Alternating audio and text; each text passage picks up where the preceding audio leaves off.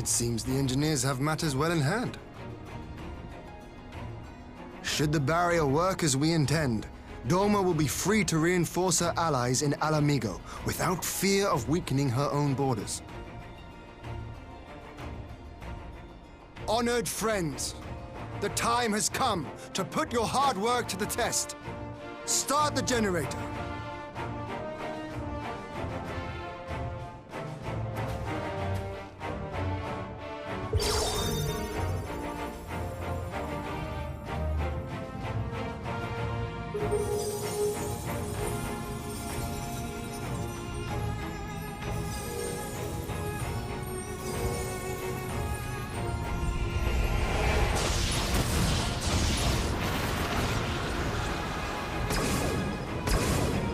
Node 1 is operational.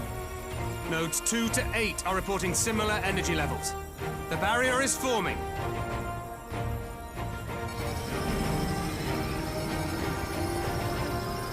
1,000 yards. 2,000. 3,000. Expansion remains smooth. No fluctuations detected.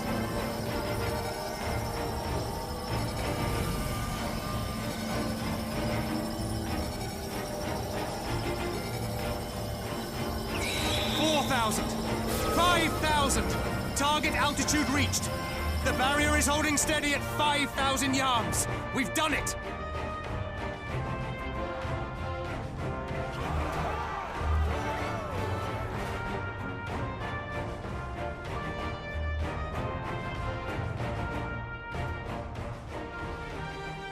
Is that an Imperial airship?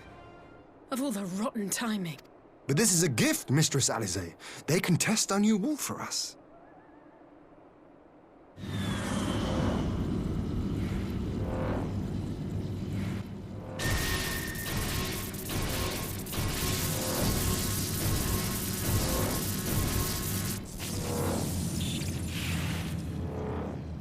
Seems solid enough, though I was hoping for a fireball.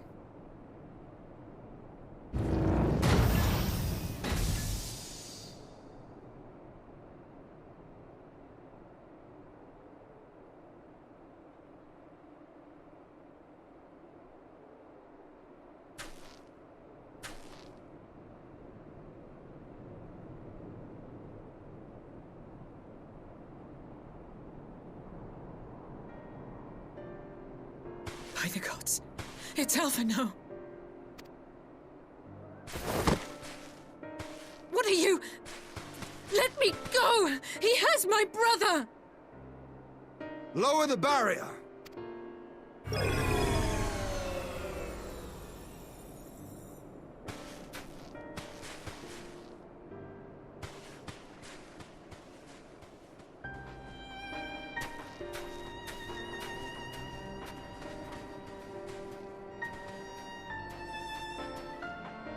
Be at ease, girl. The lad is not dead, merely locked in slumber. No, not him too.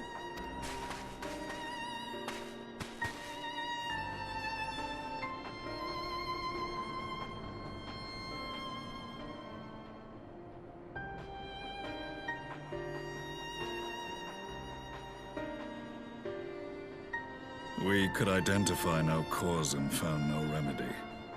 Thus I sought to return him to Doma, and into the arms of Lord Hien himself, it would seem. It is a day for fated reunions. Would you not agree, adventurer? Or should I address you as the Warrior of Light?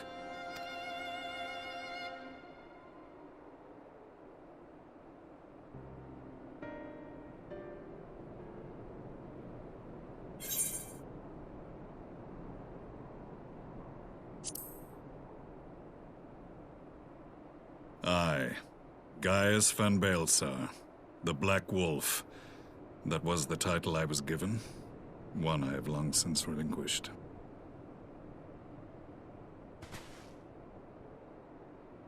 Stand down. The legatus of the 14th Imperial Legion died in Castrum Meridianum. I am no more than Gaius Baelsar, a man without rank or allegiance. Impossible. There's no way you could have survived. Do you remember how it unfolded? How I was deceived by La Habrea? How I was convinced that reviving the Ultima weapon would allow me to bring peace to Eorzea? The Ascian used me, as he used so many others, all to further the restoration of his wretched god. Yet even with the might of Alec at my command, you bested me. And as the Praetorium went up in flames, I was content to burn along with it. For a moment at least. A moment of folly. To surrender my life thus would have been to betray all who died for my cause. It was for them that I dragged myself free of the rubble, and swore vengeance on the Ascians.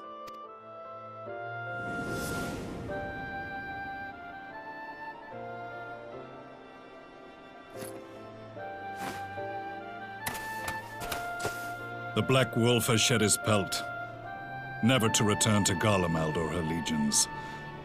I live now only to exact revenge.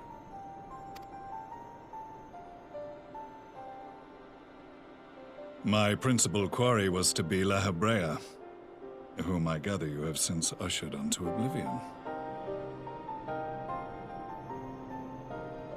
But so many more remain. Long as their kind lurked in the shadows, laboring to sow chaos throughout our world, I would see each and every one dragged into the light and put to the sword. Are the Scions not of like mind? In this single respect, perhaps. Then I shall continue the partnership the boy began, and share what intelligence I have acquired. Among the Ascians, the Black-Masked Ilk are subordinate to those who wear red. This you already know. Yet among the Red there exists a hierarchy. Those set adrift with the shards clearly stand below those still joined to the source. Nabriales, who once dared to intrude upon the Rising Stones, belonged to the former group, and while he was indeed a dangerous foe, his powers were inconsequential next to the paragons of the Source. The first was La Habrea, who plagues us no more. There is also the white-robed Elidibus, and the elusive Emmet Selk, about whom little is known. We have files on La Habrea and Elidibus, but I believe this Emmet Selk is new to us? As I assume my brother told you, we have evidence to suggest that an Ascian now walks in the body of the Crown Prince. Have you identified this interloper? Elidibus seems the most likely culprit. As emissary, it is his role to maintain the equilibrium between darkness and light. Your many deeds in Hydaelyn's name have upset the balance, and I believe he seeks to restore it by throwing his considerable power behind the Empire. As a leader of the Ascians, he is one of our primary targets. It was on the trail of this very prey that the boy and I came across the scene of a failed uprising. In the absence of a single Garlean casualty, we inspected the bodies of the rebels, and the lack of any external injury drew my immediate attention. They had been slain by Black Rose, an alchemical invention of the Imperial Army. When I yet served as legatus, I ordered its production halted, and all stockpiles destroyed. Toxic gas is not a tool of conquest, but of extermination. Toxic gas? This must be the new weapon Maxima warned us about. Something deadly enough to sweep away all resistance in a matter of hours. Gods. You don't think they're planning to use this in Alamigo, do you? Put your fears to rest. We infiltrated the production facility and destroyed all existing stores of the chemical along with the plant itself. Even should they rebuild the operation, they will not soon manufacture another batch. Regardless, I would draw your attention to a directive we discovered in the plant's records. The document was marked with a recent date and authorized with the signature of one Zeno Galvus.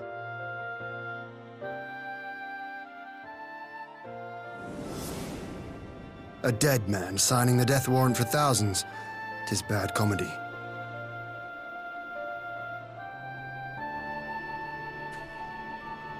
But the tale does not end there. Within that same facility was a chamber filled with devices of elegant design. Cloning technology, we realized. And what should we find in each and every incubator? But a young Emperor Solus.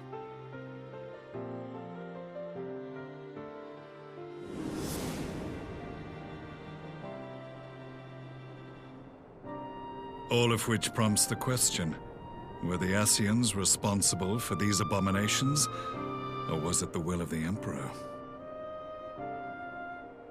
I must know which hand guides the Empire. Though I have given up my rank, I am yet a son of Garlemald, and I will fight for the future of my homeland.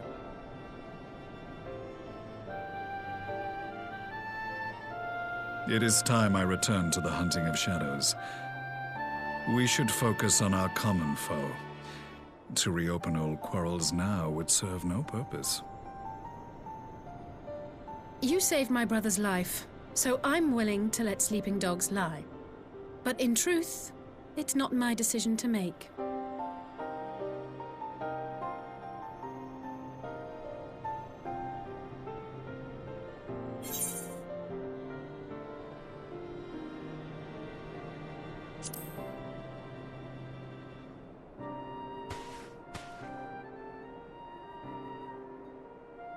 There was a time when I scorned those who placed their faith in false gods, even as I, in my blinkered conviction, place mine in Ascian promises. Unlike yours, my strength of will and my restraint was found wanting. We shall meet again, warrior of light.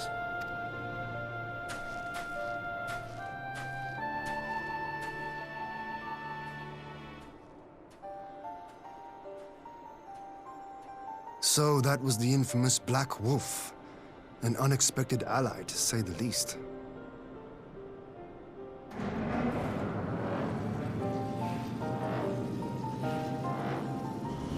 Well, I am content to leave the fine-tuning of the barrier to cleverer minds.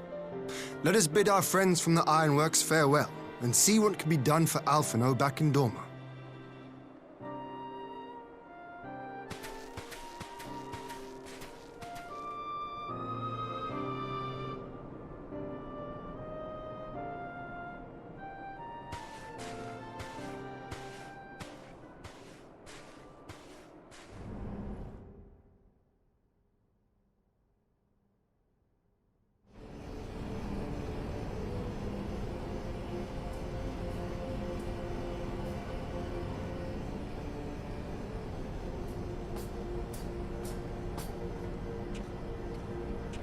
Our supplies of Black Rose have been ruined, but the new plant is already under construction. We should have the first batch ready in time for the offensive, Your Radiance.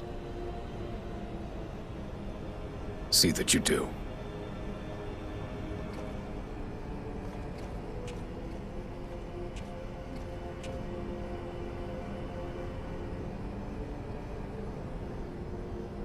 Ah, yes, the infamous Black Rose. If I recall correctly, Gaius did not much care for the invention.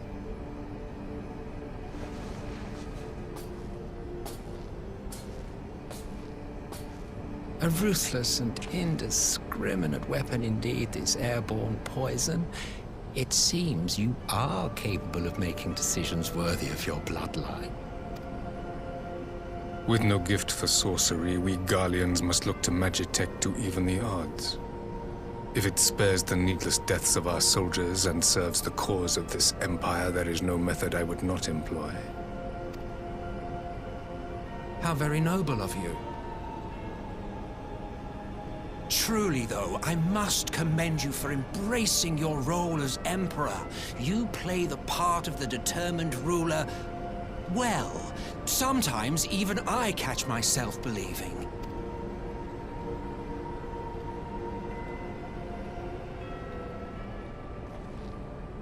a silent agent of death. Now that I think on it, Black Rose may well possess the perfect aspect.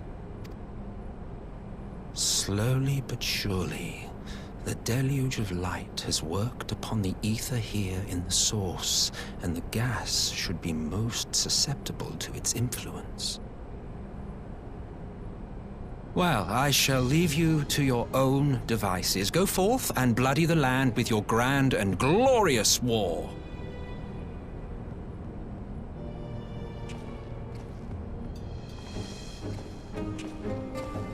While you do what, precisely?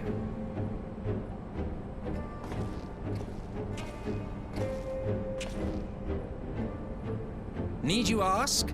I will be doing what all Ascians do. I am well aware that your kind exists only to usher in the next calamity. But you seem oblivious to the harm your singular agenda causes to the Empire.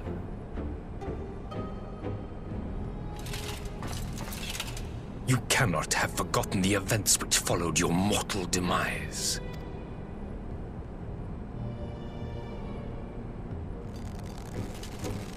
Our homeland was plunged into civil war for your failure to name a successor. The edifice you so carefully constructed was but a hair's breadth from collapse.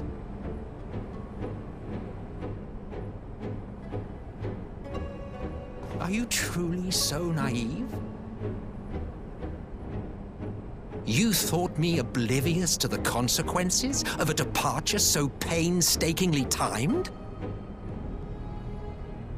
It was by design? Well, of course it was. Though I will admit the resulting panic exceeded even my wildest expectations. But how can you be surprised? Throwing the world into disarray was the very purpose for which this nation was, as you say, so carefully constructed.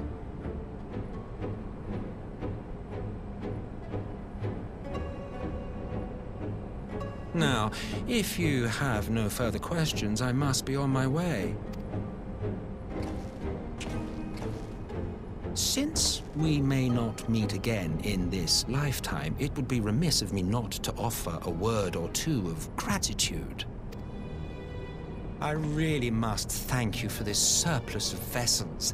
I can mold any host into my own image, but having bodies tailor-made for me in this fashion is so much less tiresome.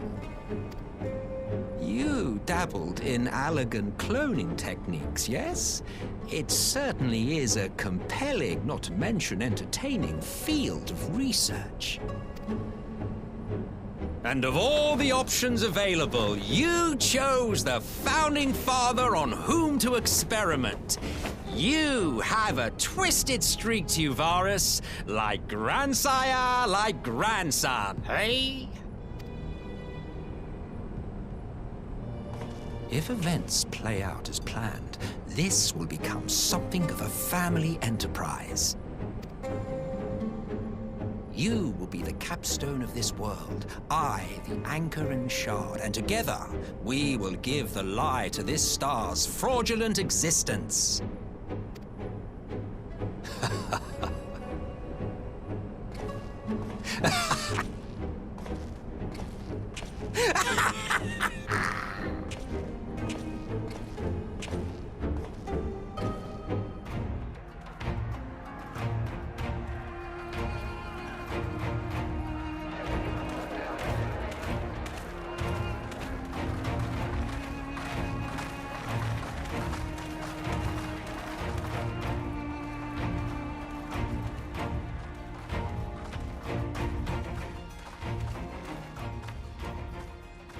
Welcome back, you two. Greetings, Lord Hien. Glad you could join us. Glad to be here. I would have come sooner, were our own defense is not in question, but I am pleased to report that our soldiers are assembling for deployment to Alamigo as we speak. We're grateful for your support. Thanks to the efforts of our allies, it won't be long before we've established defensive positions on this front as well.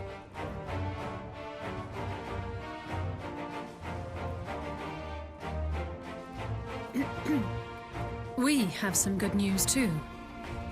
Alphino has come back to us. As for the bad news...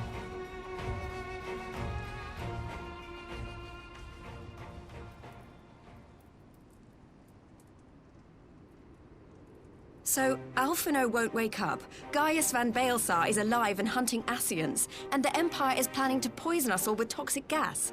Does that sound about right? Ordinarily, any one of those things would have left me in shock. But the way things have been lately, it's all starting to seem pretty normal. Getting back to your report, are we sure this Black Rose is the weapon Maxima was talking about? It fits the description. And it seems we have Alphino to thank for sparing us an early demonstration of its effectiveness. I have a feeling this won't be the last time his bravery in the Empire will serve us here in Eorzea. The threat of an unknown weapon has had us all on edge. But now that we know what we're dealing with, we can take steps to defend against it. As for Gaius, I'm not sure what to think. Am I happy he's alive? Not in the slightest. Am I happy he's hunting Ascians? Aye, I'd have to say I am. Oh, speaking of Garleans you didn't expect to see, we have a tale of our own, as it happens. When we sent envoys to the Imperial Army to request talks, they returned with the message that Varys Zos Galvus would be attending.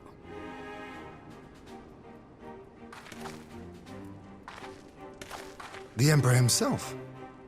Well, Varys did sanction the Popularis peace mission. But knowing that an Ascian walks in his son's skin, I do not see how we can trust him or anyone from that nest of vipers. The Alliance would proceed with negotiations regardless, if only to give ourselves more time to prepare. We do, however, require your cooperation. Right. Yes. So, as a condition for the talks to go forward, the Empire has requested that a member of the Scions be present. There'll be a representative from each Alliance nation, of course, but I'm afraid we have to ask that you come along too.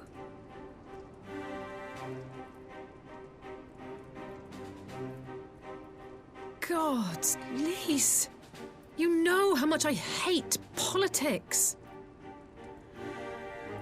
But then, what choice do I have? Alphino and the others aren't going to do it. Very well. I shall attend as the Scion's representative.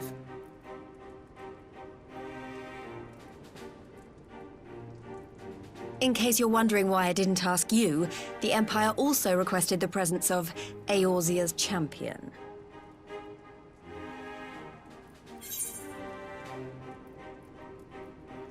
That's settled then. We don't know what Varys means to bring to the table, or why he wants you there, but having you close at hand will make all the difference. The meeting will take place on the border. Anticipating an early assault, we mean to position the bulk of our forces nearby. The Alliance leaders should already be on their way. Once you're ready, we can head out and join them.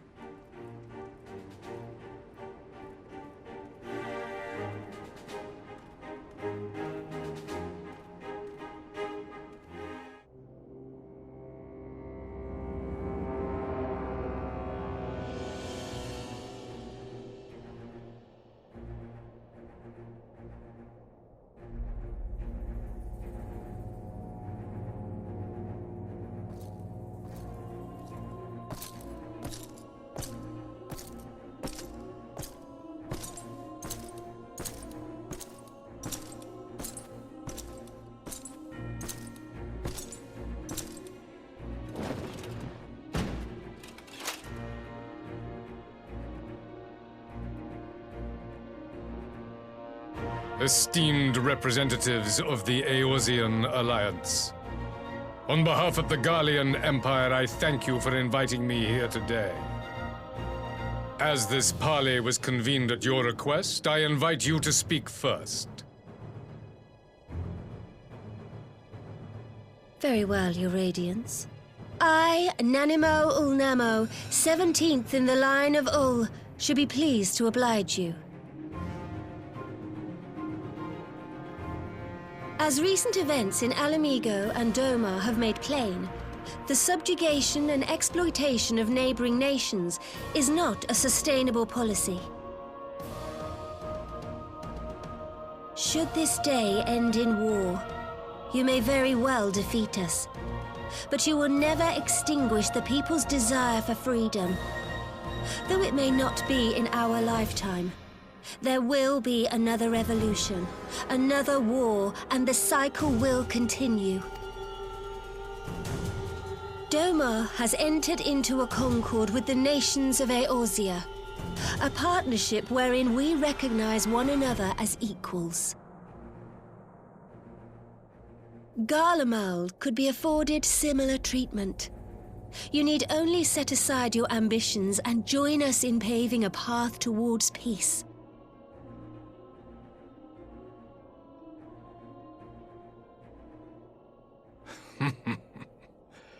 You will not win me over with sophistry, Your Grace. As you know only too well, this alliance lacks the strength to keep the peace within its own borders. Even now, your struggles with the Beastmen continue unabated. Divided, you sow this fertile soil with the seeds of your differences and reap naught but discord and chaos for your trouble. Eorzea must be united under one leader, one purpose. I would offer you both and bring an end to your strife.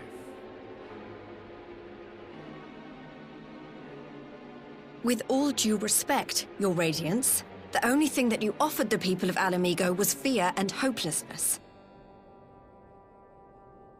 The citizens of Doma can also attest to the meager arms of Imperial rule.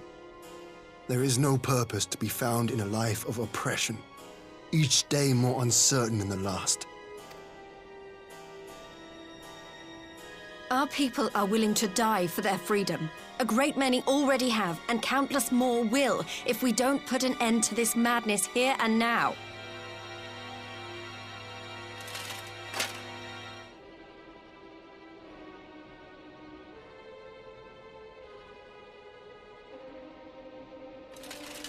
We brought order and stability to your lives. This madness and bloodshed is of your own making. You broke the peace, not Garlemald. Peace. Order. You kill our peoples, despoil our lands, take everything that is ours. And what? You expect us to lick the boot that grinds our faces into the dirt?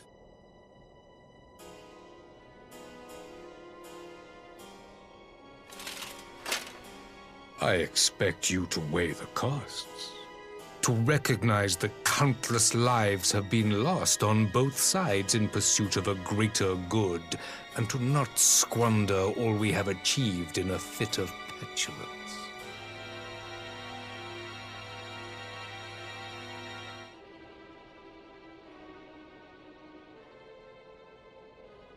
Your Radiance, I fear I can personally attest to the dangers of pursuing one's vision with such righteous fervor. For 1,000 years, the Holy See of Ishgard waged war with dragons.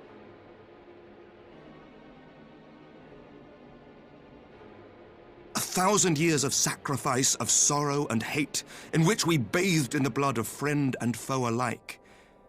Had it gone on any longer, we may well have drowned. Yet we have chosen to raise ourselves out of this bloody spiral, and have since made peace with our former enemy. So I understand. No doubt the dragons were more receptive to your overtures in the wake of their leader's demise.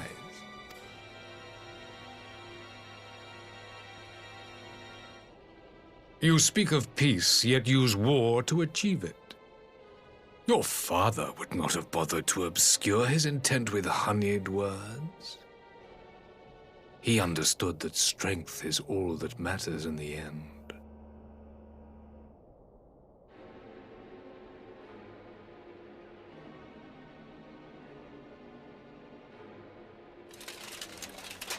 Without his clarity of vision, I can but wonder what will become of Ishgard and her people.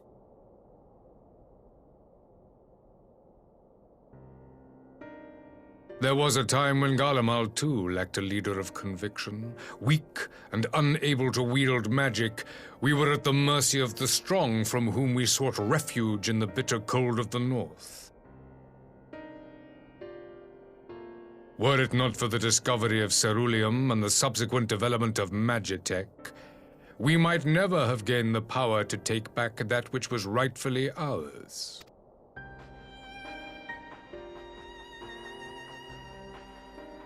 You speak as if your people were the first to have been driven from their homes. Limsa Lominsa was built by wayward souls in search of a place to call their own. On the shores of Vilbrand we found it, and from those humble beginnings did we grow and flourish. And all without robbing our neighbors of their liberty.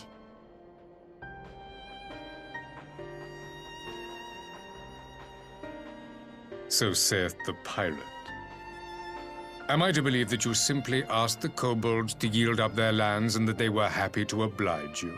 That you did not drive them out like rats in the hold of one of the many ships seized by your privateers?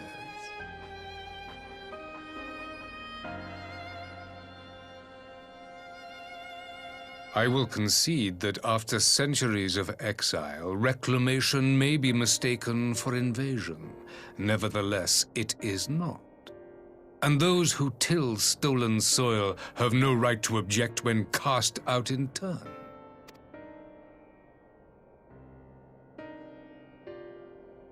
Your uncompromising nature rivals that of the Ixal.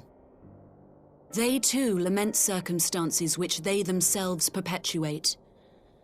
Were they but to embrace peace, we would welcome them with open arms. Indeed, some few have done just that, and now receive of the 12's Wood's bounty. Would that your people might learn from their example.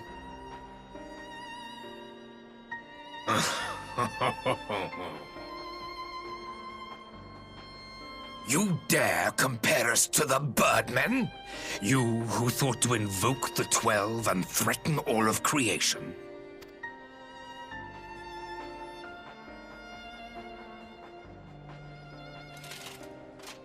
I came here in the hope of finding some speck of common ground, but I see now these discussions will accomplish nothing. Despite what you people may believe, I am not wont to choose the sword over the olive branch. 'Tis but a pity men are loath to accept one without first being shown the other.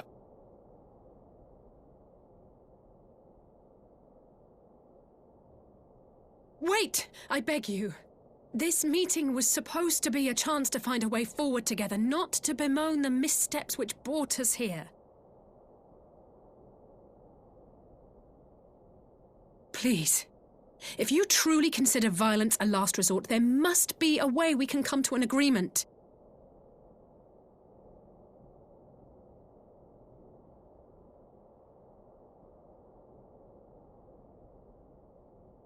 As Mistress Alisaie says, we did not come here to bicker over the past, but to discuss how we might strive towards a brighter future. Emperor Varys, may I suggest a short recess, that all present might compose themselves prior to beginning anew?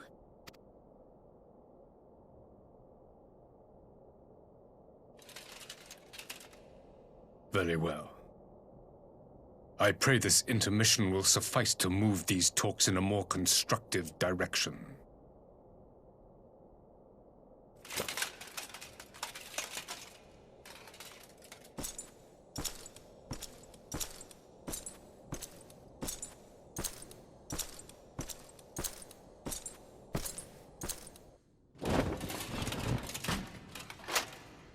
Now then, who would have the floor? Before we resume, I wish to offer you an apology. After you graciously accepted our invitation to discuss an armistice, we have done naught but rebuke you at every opportunity. I believe I speak for all of us when I say we are deeply sorry for our discourtesy.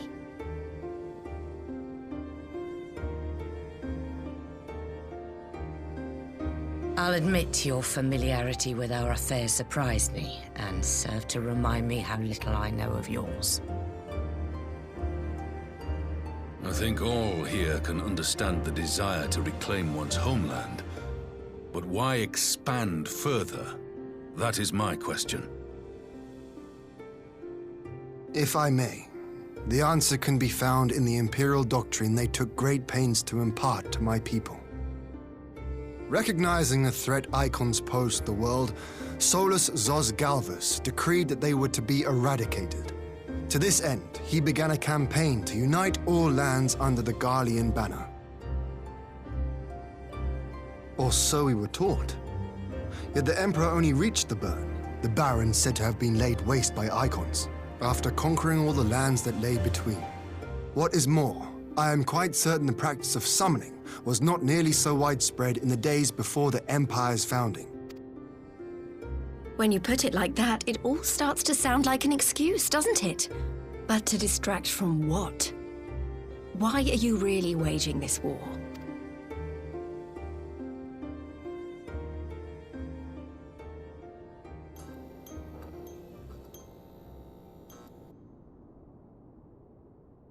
Finally, you ask the right question.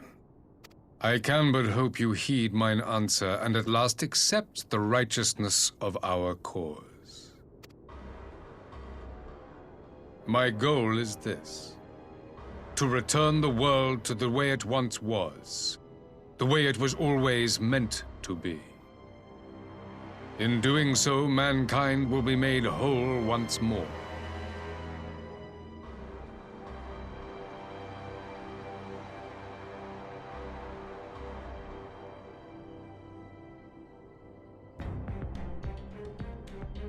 No longer will we suffer from the dissension born of our differences. There will be but one race, a perfect race, as we were when time began. What in Rhalgr's name are you talking about? I am talking about the origins of this star, of the source and its 13 reflections. At the instant of the great sundering, 'twas not only the world that was shattered, but mankind itself. Thus were we divided into myriad races, each with its own unique imperfections. That is why man looks upon his neighbor and feels fear and hatred, why he wages war, why he kills his brother. You all in your own way have proven as much today. The peace you seek is but a fleeting solution to a fundamental problem. One which calls for more drastic measures. To bring about everlasting peace, our worlds must be rejoined. That is the goal the Empire would see realized. The glorious future unto which we shall one day shepherd mankind. A rejoining of worlds? I have heard this tale of the Source and its reflections before. Are these not the self-same desires as the Ascians? Emperor Varys, do not trust in their words. They will lead you to your doom. My father thought to use them, but in the end he succumbed to their temptations. He embraced summoning like so many other pawns before him. Do not tell us you mean to do the same.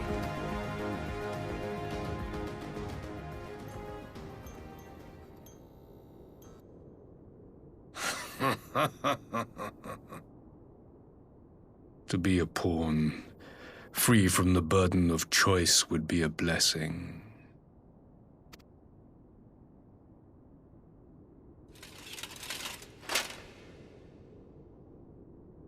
But I forswore that privilege the day I learned that the Garlean Empire was built by the hand of an Ascian. What?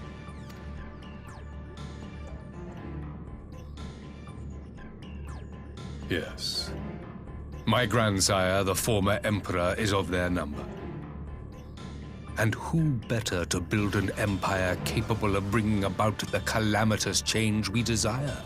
Would you condemn me for this alliance? For bowing to the will of these shadowy masters when the prize is true and lasting peace?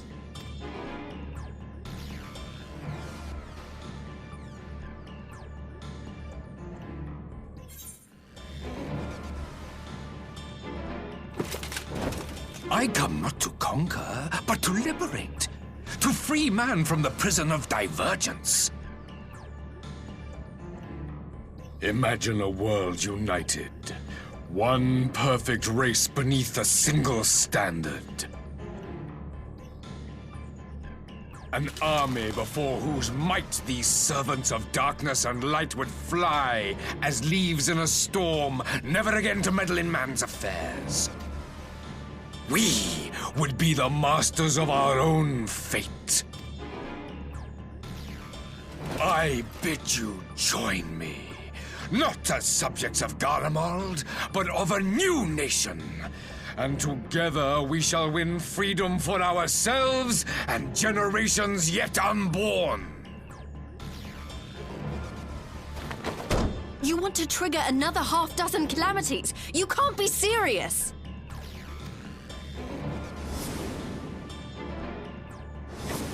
Have you forgotten how many died?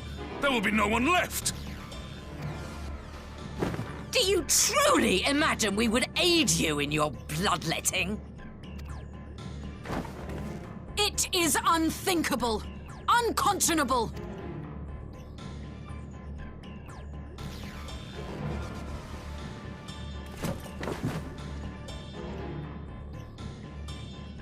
And what is the alternative? To be as cattle waiting for slaughter? I would have us work together that we might take fate into our own hands! Into your hands, perhaps. But what of the other worlds, your radiance? With every calamity, you obliterate a star and every soul that dwells on it. To the Ascians, we are all but tiny, momentary specks within an indifferent universe. We cannot hope to oppose them until we have been made whole once more.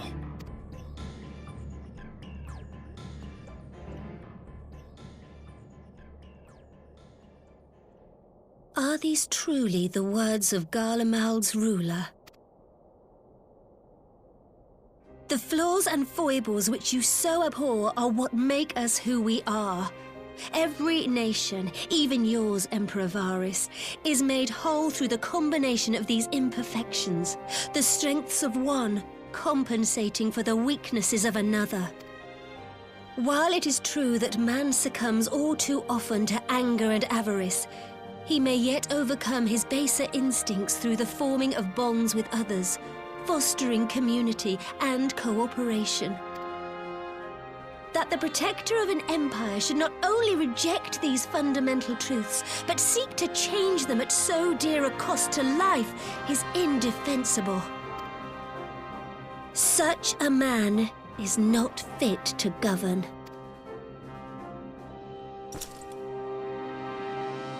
And you, warrior of light, would you refuse me as well?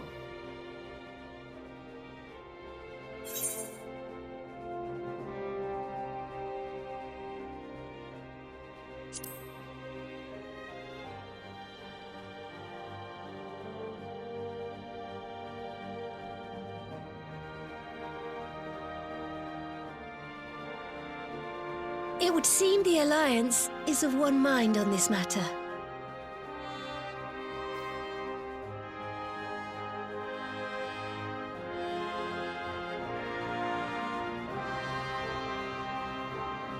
You Eorzeans never cease to disappoint me. Though I suppose I have only myself to blame for expecting more from savages. This discussion is at an end. I bid you make ready for our next meeting. It will not be at the negotiating table.